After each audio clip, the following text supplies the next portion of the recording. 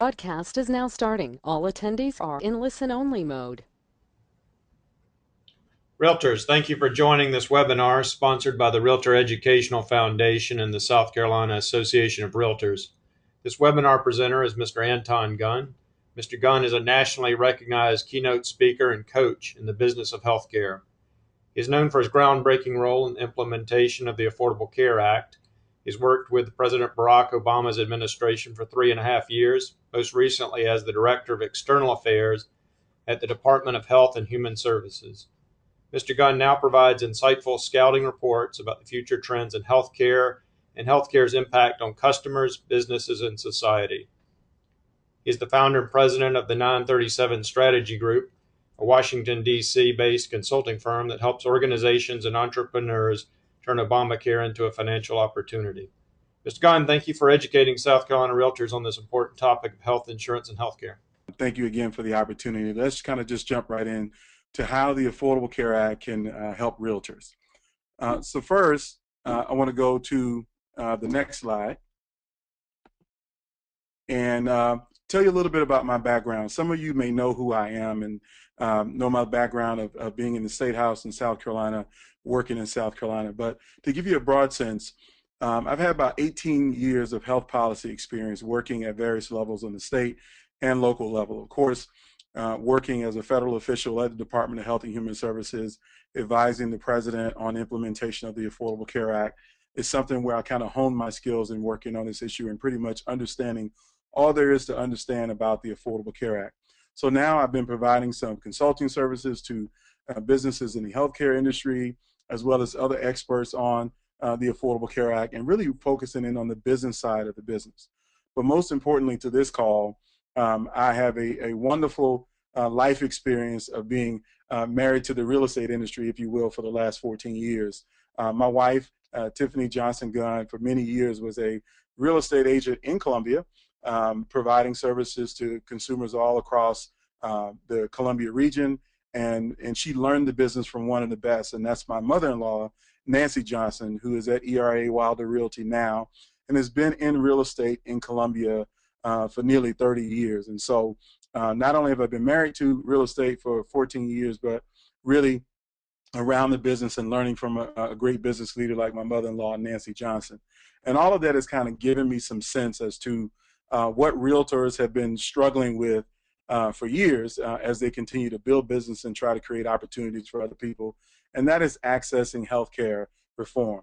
And what the real estate industry has kind of struggled with in terms of healthcare reform is not very different from what a lot of other people have kind of struggled with in healthcare reform. And so I want to go to the next slide, and let me go back a little bit here and talk a little bit about what we hope to get across today. First thing is we're going to do is we're going to give you a quick overview of the Affordable Care Act, talk a little bit about that and how we got here to this point, a little bit about the health insurance marketplace, to talk about eligibility and enrollment to let people know who's enrolled and who can enroll in the Affordable Care Act, and then talk about what the marketplace affords people and specifically hone in some premium tax credits that are available. And then I also want to offer you, everyone on this webinar, some personalized local assistance to kind of help you to know how to navigate this marketplace on a local level in South Carolina. And I want to summarize those into a few key points, and then I'd be happy to take some questions. So let's get right to it. So how did we get here today in terms of having healthcare reform fully implemented and really going across the country? Is, I like to take people back to remember what life was like for most people when it came to health insurance over the last 25 or 30 years. Is that insurance companies could take advantage of you and use the fact that you may have been born with a pre-existing condition or have acquired a pre-existing condition at some point in your life. They could use that as an excuse to either deny coverage for services or many times outright deny you the opportunity to be able to purchase a health insurance policy. And I've seen this happen to many business leaders and business owners who, or really want to be business owners. They want to start their own business and get out there and pursue their goals and dreams the way many of you do as realtors. But the struggle has always been, how do I do that and keep good health insurance with this bad back that I have, or this asthma, or this diabetes, or this high cholesterol that I have, knowing that if you went out and tried to buy a policy, you may not be able to find one. And if you were able to find one, it would cover everything but the pre-existing condition that you came with. That was what the world used to be. Additionally, premiums have more than doubled over the last decade, and while insurance companies' profits were continuing to go up. So you're paying more, but getting less. And then also, you have the limited ability to comparison shop. Could you really compare apples to apples in health insurance? I mean, did you have the opportunity to choose if you didn't like what Blue Cross was offering? Could you go to Humana? Or could you go to Aetna? Or could you go to Cigna? Well, many times you couldn't, because in most states, there's one or two insurance carriers that dominate the market, and that makes it difficult for people to actually comparison shop in healthcare. But lastly, this is the one that we know is real, is that 50 million Americans were uninsured, 10 million more were often underinsured, and those that had good coverage were often afraid of losing it. So here are the major themes of the Affordable Care Act. I don't want to dwell on this too long, but just really want to give people a sense of the framework of what the law is actually supposed to do for everybody involved. And the first thing is to expand coverage, and that is expand the access of coverage for people in this country who have been denied it before. So now more than ever, because of the Affordable Care Act, more people will be able to get coverage. The second thing the law does is to offer new patient protections and consumer choice. And we'll talk a little bit more about what protections there are available to you as a realtor and as a consumer in healthcare. Number three is to improve the affordability. As I mentioned, health insurance premiums have risen in double digits for the last 2 decades. And so the Affordable Care Act really focuses on how to make health insurance more affordable for people that want to consume it. And then number four is an important piece that sometimes gets glazed over when you talk about the law, is improving the quality of care that people receive. And when I mean quality, it's about making sure that you get the right medical test when you need the right medical test and not the wrong one. And that when you go into a hospital, that you don't get bed sores, that you don't get an infection while you're in a hospital to make you sicker, but really, how do we focus on improving quality? And then the last piece, which is also important, is how do we improve prevention and public health? We have to focus in on how do we keep people healthy longer so they don't have to use as much health care, and thus lowering the cost for everyone. And that makes it good for the entire community to have a good public health process. So those are the 5 major themes of the Affordable Care Act. So I want to talk real quick about the timeline of the ACA. Most people knew that the law passed in 2010. I mean, here we are in 2014 looking at some of the major provisions of the Affordable Care Act actually being implemented now. So the whole point of this is that it's really not a one-year piece of legislation. As you can see here, there are 5 years in which changes happen. But to be real specific, the implementation of the Affordable Care Act is more than a 10-year piece of legislation. There will be changes that will happen for consumers and for the healthcare industry in the year 2020, and some even as far out as year 2022. So this is a long-term change to our healthcare system. So here's a quick glance at 2010. I won't dwell on this slide because these are things that happened 3 or 4 years ago now. First is that the ACA banned discrimination against children with pre-existing condition. Just talked about adults a second ago, but in 2010, it became illegal to deny coverage for a service that a child had because of a pre-existing condition. We also eliminated lifetime limits on insurance coverage. So there's no more $1 million cap to your health policy. And if you happen to have a bad form of cancer or some other kind of condition that allows you to go over $1 million, insurance companies used to deny coverage for those services or drop you from the policy. Well, they can't do that anymore, and they haven't been able to do that since 2010.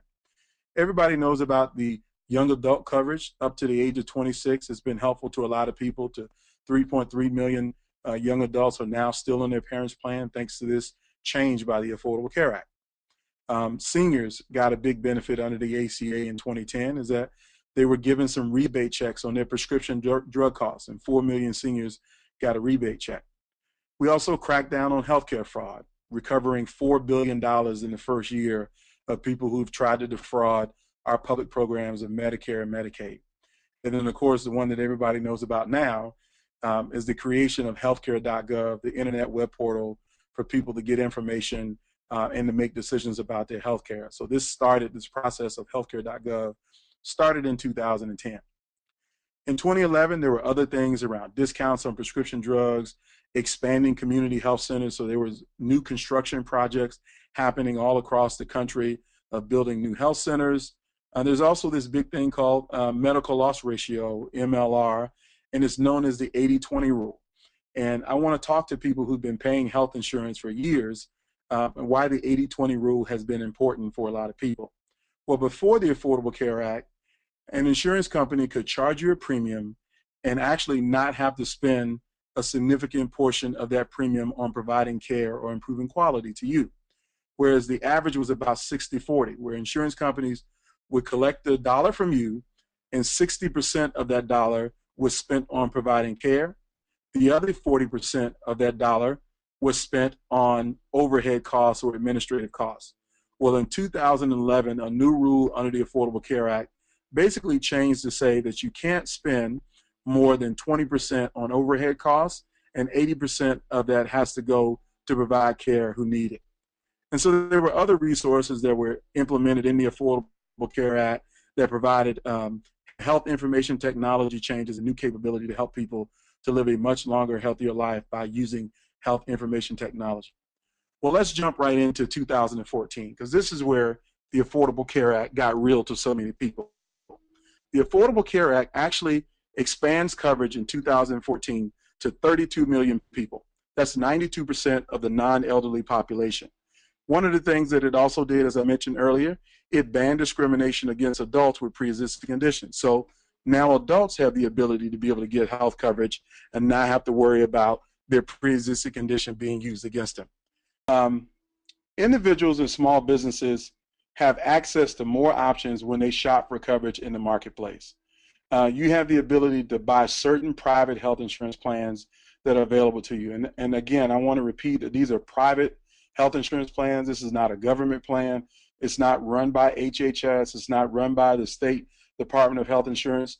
These health insurance plans are managed and controlled by private health insurance companies. So Blue Cross and Blue Shield, Coventry, Aetna, Humana, all of the private health insurance companies operate their own plans. But you get to access those plans by going to the marketplace. And the marketplace at healthcare.gov provides you access to information so you can make apple-to-apple comparisons of qualified health insurance plans. Now, each of these plans have a different level of coverage to fit individual needs. And what do I mean by that? Some people may get a break on their costs. Some people may qualify for tax credits, or maybe they'll even get assistance to help them to pay for their prescription drug coverage. All of this is available to you in the marketplace as you look at these plans that provide different levels of coverage. It's very easy to use. There's lots of customer support available to you. And then you can find a quality health insurance plan that actually meets some minimum standards. And this is what those standards really look like in the marketplace. So you got to have a process before looking at the plans to determine if you're eligible for either tax credits or some kind of cost sharing to help you to pay for coverage. And so this marketplace offers you the choice of being able to compete, to shop, comparison shop, and insurance companies will compete for your services. Because again, your purchasing dollar, the money that you spend on health insurance is very important to you, and you want to make sure you're getting the best value for the dollars that you're spending. And that is why the marketplace creates this open air, independent point of reference for insurance companies to compete for your dollars to get you as a customer, if you will. And so that's what the marketplace does, and they want to make sure that any plan that's sold in the marketplace is a qualified health plan. So what do I mean by qualified health plan? Well, qualified health plans are health insurance plans that meet some level of minimal standard. That minimum standard was set by the Department of Health and Human Services. So it ensures that you get a high quality health plan and a choice of plan that actually makes sense for you. So in order to set these standards up, HHS consulted with a wide variety of stakeholders to make sure that the plans that were being put together, the standard of a plan that was being put together, actually is what's in the current market of what people want. So we talked to public health experts, we talked to advocates for hard to reach populations, lots of conversations with small business owners and self-employed individuals. We even talked to federally recognized Indian tribes because they have specific healthcare needs and wanted to make sure they were covered. And of course, we talked to providers. Hospitals had a role in this. Pharmacists had a role in this. OBGYNs, every provider had a role in helping us to decide what went into a minimum standard qualified health plan that people would be able to shop for on the marketplace. So here's what a qualified plan looks like in South Carolina. The plan has to be offered by an insurance company that is licensed and in good standing in the state. So none of the plans that you'll see in South Carolina are being offered by companies that don't already have a license or are in good standing in the state. So this is really localized to make sure that insurance plans are in the company that issue these plans are in good standards in the state. We also asked the insurance companies offering plans that they would at least to offer one plan at the silver and gold level. Now, I know you probably don't know yet about the difference between the silver and gold level. I have a further slide that'll talk a little bit more about that, so I'll come back. But we also wanted to make sure these insurance companies agreed to charge the same premium rate inside the marketplace or outside the marketplace. And what do I mean about inside or outside the marketplace? Well, healthcare.gov is just one way that you can shop for health insurance coverage. You actually don't have to go to healthcare.gov if you want to buy health insurance under the Affordable Care Act. You can buy it anywhere you want to buy health insurance. You can go to a broker, you can sign up online, you can do it however way you want to do it. But the point is, we wanted to make sure that if you bought a plan outside of the marketplace or inside of the marketplace, that the premiums would still be the same, and that you wouldn't say, if you came to healthcare.gov, got a premium for $400, but if you went outside of healthcare.gov, that same insurance company would charge you $800 for the same plan. So we wanted to make sure these plans were qualified and that they kind of fit a specific mold. The last thing that plans should have are essential health benefits that everyone wants in health insurance. So here's the next slide that kind of shows you what the 10 categories that should be included in all health insurance plans that are offered in the marketplace. So they all cover ambulatory patient services, so really outpatient services. They cover emergency services, they cover hospitalization, maternity and newborn care, mental health and substance abuse disorder treatment, prescription drug coverage, rehab services. So like if you tear a ACL and you get the surgery done and you need to have rehab, well, rehab is covered. So it's habilitation services, which are important for people who may have been born with a pre-existing condition and have to learn how to walk a different way or how to speak a different way, to make sure those services are covered and the devices attached to them. Lab services are covered.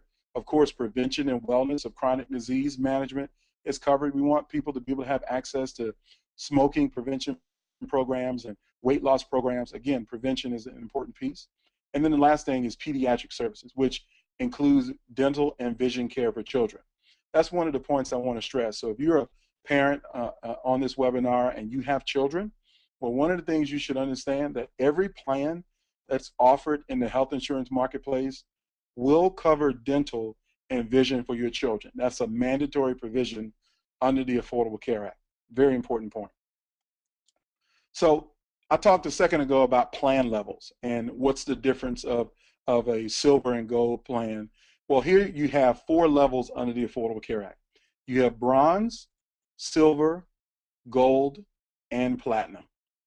Now the difference between the plans of what you see here is really the actuarial value of what the plan covers and what it's worth. Now I know we may not have a bunch of people on this webinar who understands what actuarial value actually means. It's a very insurance specific and technical framework, but it really talks about what percentage of coverage will that insurance plan pay for your services. So for instance, if you signed up for a bronze plan, then the insurance company on average will pay about 60% of all services provided on that plan, and you as a consumer would have to pay about 40%. Silver is about 70% covered by the insurance plan and 30% by the person who owns the plan, and the gold plan is at 80% versus 20% paid by the individual, and platinum plans 90% covered by the plan and only 10% covered by that individual person. Now, let me just kind of give it to you as plain as I can give it about the difference between a platinum plan and a bronze plan. Generally, how it looks in the marketplace. If you pick a bronze plan, that means your monthly payment for insurance is probably going to be a lot lower than it would be as a platinum plan. But your out-of-pocket costs will be a lot higher on a bronze plan. So on a bronze plan, you might have a $50 office visit copay or a $25 prescription drug copay, and your deductible may be, $5,000 or $10,000 if you're in the bronze plan. But if you converse that with a platinum plan probably looks like in the marketplace, you'll have a higher premium, but you'll have low copay. So you may not even have a copay for offices, or you may not have a copay for prescription drugs, or you may not have a copay for an outpatient procedure of some sort. So the difference in the plans is that you get to choose a level that actually works for you. They all cover those benefits, but if you want to pay a higher premium upfront every single month and make sure that when you go to the doctor every day that you don't have to worry about a copay, or when you need a prescription filled, you don't have to worry about a copay, platinum plans or gold plans have a higher value of making those type of financial framework for you. A bronze plan on the other end would give you that low monthly premium to make sure that you have health insurance coverage. But when you have to go to the doctor, it may cost you a little bit more out of your pocket. So let's get right into something real specific that everybody should know, that you cannot take advantage of anything under the Affordable Care Act if you're not a citizen here in the United States legally. You also can't be incarcerated and take advantage of anything under the Affordable Care Act. You must be a citizen, you must live in the state in which you're looking for coverage, and you got to be present or a legal immigrant in order to be here. You can't be anybody that's undocumented or illegal or doing anything illegal to take advantage of the marketplace. That's simply put. So let me go back to the what I talked about in terms of open enrollment. That you see up at the top in red, it says March 31st, 2014. I want to reinforce that if you are uninsured right now and you're looking to find health insurance coverage for you and your family, you need to enroll by March 31st. If you enroll on or before March 15th, so if you enroll before this coming Saturday, your coverage will begin on April 1st, 2014. So again, you could sign up this afternoon for health insurance coverage, and on the beginning of next month, you can go to the doctor and get treatment for services and you'll be covered. If you wait until after March 15th, then what happens is coverage becomes effective the first day of the following month. So after the 15th of March, your coverage will become effectively on May 1st. I hope that makes sense. So between the 16th of the month and the last day of the year, your coverage starts the next month. So again, I want to go back to the open enrollment period. The next open enrollment period begins November 15th through to 2014, all the way to January 15th, 2015. And your coverage begins effectively January 1st. So what you need to know about this slide is if you don't sign up for coverage by March 31st, you won't be able to get coverage effectively until January of 2015. And who knows what could happen to someone in that period of time. So now is the time to take action and enroll in coverage if you need it for yourself or for your family. So I want to talk real quickly about what happens if you don't enroll, because I know some people are probably thinking that. If you don't have proof of health insurance coverage in 2014, you could pay a tax penalty. The penalty for an individual that doesn't have health insurance coverage in 2014 is $95 or 1% of your income, whichever is greater. Now in 2015, if you continue to be uninsured and don't have proof of health insurance coverage, that penalty goes up to $325 or 2% of your income in 2015. And then if you wait a third year and still don't enroll in coverage or have health insurance coverage, the penalty for being uninsured is $600 or 2.5% of your income. Now here's some people I want to be real clear about that won't face a tax penalty. If you don't file taxes, or if your health insurance coverage will cost you more than 8% of your income, you won't face a tax penalty. Now, I want everybody to keep in mind that if you decide to take the tax penalty, by the time you file your taxes, you may have missed the window to sign up for 2015. So you're effectively locking yourself in to pay a tax penalty for 2 years because you didn't enroll in time. Now, I'm not going to go into this in too deep, but I want to tell you that there are special enrollment periods for people. So you may enroll in health insurance coverage after open enrollment closes if something happens in your life that's called a qualifying life event.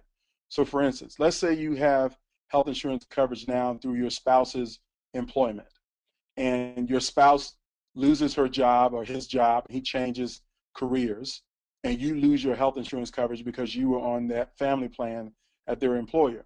Well, at that point in time, you can enroll in coverage because that's considered a qualifying event. Well, let's say you had a baby. You can enroll that child in health coverage because that's a qualifying event. Or if you move from South Carolina to Tennessee or to California and you lost your coverage in South Carolina, you would be able to enroll in coverage. The last thing is that if there was any kind of error in the marketplace or any kind of error in the enrollment process, that's considered a qualifying event and you could enroll in coverage. So the last thing I want to talk about is for small businesses. There is a special way for small businesses to access coverage under the Affordable Care Act, and that is through what's called the Small Business Health Options Program. Now, what do I mean by small businesses? I know everybody that's a realtor, is a small business and thinks of them as a small business, but the definition under the Affordable Care Act and really the definition of the Small Business Administration, a small business is considered between 2 and 50 employees, okay? So if you're an individual person, if you're a single person, a sole proprietor, entrepreneur, real estate agent, that you don't have employees or other people that you manage a company for, you're considered an individual. And so you would shop in the marketplace as an individual the same way that I just talked about. But if you're a small business owner, you would shop through the health insurance small business health options program. So this is really for small employers with fewer than 50 employees, and in 20 a year out, this increases for those with 100 employees or less. So in order to qualify for the shop, if you will, an employer must have your principal place of business in the state in which you're looking to buy health coverage. You also must offer health coverage to all full-time employees. But if you're under 50 employees, there is no mandate at all for you to apply for coverage, and there's no deadline. So if you're a small business owner with 2 employees up to 50 employees, the March 31st deadline doesn't apply to you. You can enroll in coverage or get coverage for your employees at any point in time during the year. So again, as I mentioned earlier, if you're a sole proprietor, you don't have to go through the Small Business Health Options Program. You can shop in the marketplace by yourself as an individual, and you cannot buy through the shop. So how and when should you shop in the Small Business Health Options Program? Well, you can get started right now or at any time during the year. You can find a plan, whatever makes sense for you. In the state of South Carolina, if you're a small business health options candidate, if you will, the best thing for you to do is to work directly with an agent or a broker or an insurance company. This is similar to how many small businesses have already gotten coverage in the past. They go to a broker, they let the broker worry about the headaches of figuring out things that make sense for them because they don't have the time nor the energy or the inclination to do it. And that is how we want to help facilitate the same process under the Affordable Care Act. So you can directly enroll by going right to a small business broker or agent that can help you in the coverage. So you can pick a plan for your employees, help your broker get it all together for you. You can pay the insurance company directly, or you can pay directly with the help of an agent or a broker. So what do you need to know before you enroll? And I'm coming to a close now. You should work with a licensed health insurance agent to enroll and learn more and get specific expert advice on all of the plans that are available in the marketplace in South Carolina. I can tell you right now that there are 32 different plans that are available across the state of South Carolina. That's kind of unprecedented choice for consumers to have 32 different health insurance plans in order to be able to choose from. So my advice to you is to work with someone, a licensed insurance broker, who can help you to determine if you may be eligible for subsidies, for discounts to pay your insurance. I mean, these subsidies are very important, and I want to be able to share a little bit with you about who could actually qualify for a subsidy. So when you want to see who's eligible for a subsidy, the first thing we make the decision on is your household income and your family size. That's the first thing. So it depends on who lives in your house and the size of your family. The second thing is if you have health insurance coverage through your employer, or maybe you're on government-sponsored coverage like TRICARE or Medicare or some other government program, all of those things determine whether you can be eligible for financial assistance to help you to pay health insurance coverage. So here's 4 questions that I want to ask folks. Is number 1, does your household make 100% of the federal poverty level or less? That's very low if you can't figure it out. Are you and your spouse eligible for insurance through your job or a company? Are you eligible for Medicaid or Medicare? And if you're married, do you file taxes jointly? These are 4 questions to kind of give you a framework of who may qualify for subsidies. But the big thing on who qualifies for subsidies is what you see on your screen right now. And that is, this is a poverty guideline chart to let people know who can qualify for subsidies in America based upon their household size. So as you can see, from 100% of poverty to 400% of poverty is a very big gap of who may qualify. So for instance, if you're a single person, no children, one person in your household, and you make between $11,490 and $45,960, you could qualify for a subsidy, which is a tax credit, to help you to pay for your health insurance every single month. So you could make up to almost $46,000 as a single person with no children in your household, and you could qualify for a tax credit. Or you can go to the other end of the spectrum. Let's say you're a husband and wife couple and you have, 4 children. You can make as little as $31,590 or as much as $126,360 in your household, and you can qualify for subsidies to help you to pay for health insurance. This is a very important thing for everyone on this phone call to make note of, because depending on your household size and your modified adjusted gross income, you could qualify for financial assistance to help pay that health insurance premium every single month. I just talked to a woman this morning, business owner, self-employed business owner, single parent with 2 children, found a premium in the health insurance marketplace for $600 a month to cover herself and her 2 children. But more specifically, she got a tax credit of $400 a month to help her to pay that premium. And so out of her pocket, she's only paying $200 a month to get full health coverage for 3 people in her household, because her income falls within the tax credit guidelines. So I want to give you a little bit of access information about someone in South Carolina who I think could be very helpful to you. There's a company called Advantage LLC that specializes in providing health insurance to individuals and groups. I ran across Advantage LLC because they had come through the process to be trained and certified by the Department of Health and Human Services to help people to enroll in coverage in the federal exchange. And so they have an extensive knowledge of healthcare.gov and how the whole system works. They can be very helpful to you to attain coverage in the federal marketplace. So I got a contact there. His name is Ben Green. I put his email address up on the screen in order for you to have it if you're interested in getting coverage, or maybe you're interested in asking him more questions about how all of this works. His cell phone number, I didn't tell him I was giving out his cell phone number, but I like to be responsive to people to make sure that if you need help or questions, you can actually reach him by phone. And of course, that's his company's website right there on the screen. If it would be helpful to you to check them out and call them. He's a great guy, very nice guy, lives right in Columbia actually, in Forest Acres, and does a great job. So he's based in South Carolina, and his company is really focused on helping people to understand the health insurance marketplace and how to get covered. But more importantly, they've been certified and trained in the process to understand healthcare.gov, so they're qualified to be able to talk about this in a way that makes sense for folks. So just the key points to remember: the marketplace, healthcare.gov, the Affordable Care Act, it's really just a new way to find and buy health insurance. You know, if you're an individual or a small business owner, you can shop for health insurance through this marketplace.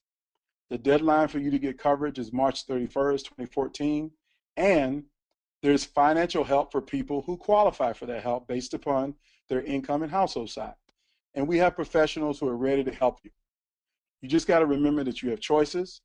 Pre-existing conditions are excluded. Don't have to worry about that anymore. No one's going to ask you what your blood pressure has been for the last 10 years.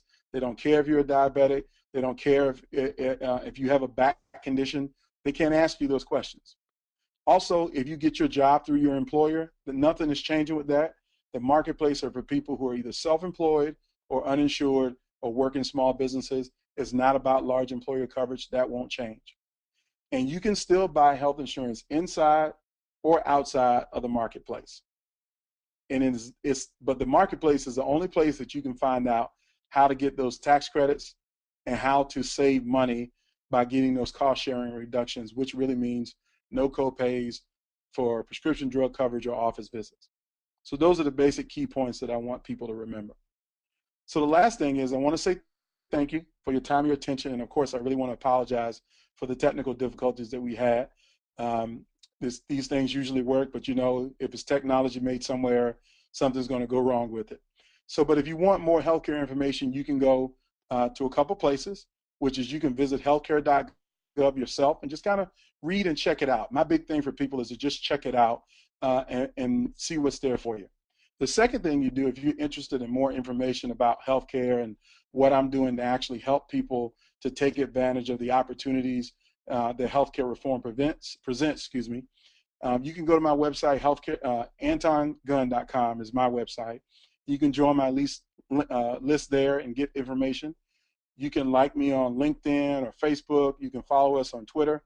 My Twitter address is Anton J. Gunn, and I got the nickname a few years ago as Mr. Healthcare because all I do is talk about healthcare, because I think it's so important, and it determines whether you can continue to be successful in life if you're able to get out of bed and get up every single day and make life happen for yourself and those that you care about.